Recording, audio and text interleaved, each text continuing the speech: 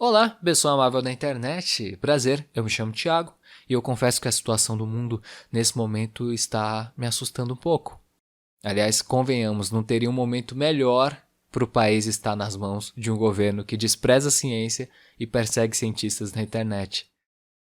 Tô começando a achar que colocar um velho com a inteligência emocional de uma criança de 11 anos para liderar uma nação talvez tenha sido uma má ideia.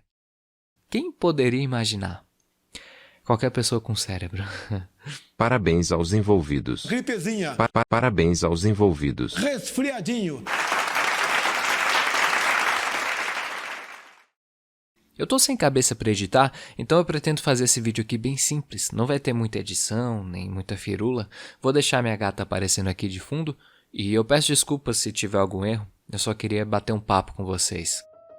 Toda essa loucura de quarentena me lembrou de um paradoxo que eu acho bem interessante e tem a ver com ansiedade e a relação entre espaço e tempo.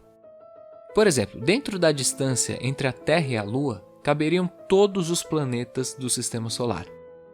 Isso aponta para uma ideia bastante absurda que é: o universo tem muito espaço, enquanto eu e você temos pouco tempo. Isso é uma consequência da entropia, a segunda lei da termodinâmica, que diz o seguinte: o universo sempre tende ao caos. Por exemplo, se você quebra um ovo, ele nunca vai voltar a ser o que era. A gema não pode voltar para dentro da casca. Mesmo se você deixar ele quieto, eventualmente ele vai apodrecer, se desfazer e não vai voltar ao seu estado original. Ou seja, quando a gente pega um sistema fechado, onde existe ordem, seja um ovo, um ser vivo ou até mesmo um planeta, mesmo sem nenhuma interferência, ele sempre corre em direção ao caos, com raríssimas exceções. O interessante é que, de um ponto de vista puramente físico, essa é uma das únicas coisas que explicam a passagem do tempo. As outras leis que regem o universo funcionariam perfeitamente bem se o tempo corresse para trás, com exceção da entropia. Então muitos físicos acreditam que essa é a força responsável por empurrar a gente em direção ao fim. Isso me lembra de uma pintura francesa do século XVII, que mostra Cronos cortando as asas de um cupido. Cronos, na mitologia grega, era a representação do tempo. Então um dos significados que dá para tirar daqui é que o tempo está cortando as asas do amor. Pesquisando sobre essa obra, eu encontrei algumas especulações de que ela tinha um significado pessoal para o artista que fez. Pierre Mignet. Diz a lenda que esse cara passou a vida toda tentando ser reconhecido como um pintor de sucesso, mas ele só consegue isso depois de velho. Um dos sonhos dele era reformar a cúpula de um monumento histórico da França, só que quando finalmente contratam ele para esse serviço, ele tem dificuldade de terminar, porque ele já era um senhor de idade. Depois de passar 5 anos tentando, ele se dá por vencido e desiste. É então que ele faz essa pintura aqui. E um ano depois, aos 83 anos de idade, ele morre. Ou seja, para o Pierre, o tempo venceu o amor. Uma vida inteira não foi suficiente para conseguir o sucesso que ele tanto queria. Então nós, seres humanos, estamos presos nessa relação estranha, onde o tempo é um senhor absoluto. Graças à entropia, ninguém pode vencê-lo. Nem mesmo o próprio universo, porque um dia toda a ordem que compõe a matéria vai se transformar em caos. Às vezes isso gera situações trágicas, mas também dá para olhar tudo isso de um jeito mais positivo, porque no universo onde o tempo é absoluto, significa que tudo é passageiro. Não só o amor, mas também a angústia.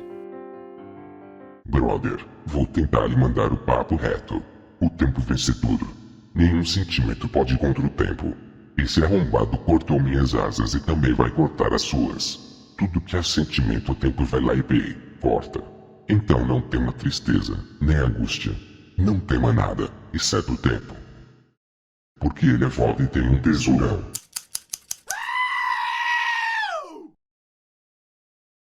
Em tempos de tanta incerteza, vírus, pandemia, biruliro, lembrar da grandeza do universo me traz um pouco de paz, porque se tem uma mensagem que a entropia carrega vai passar. A ignorância, a tragédia, a injustiça sempre passa. A realidade é impermanente, então às vezes tudo que a gente precisa fazer é aguentar firme.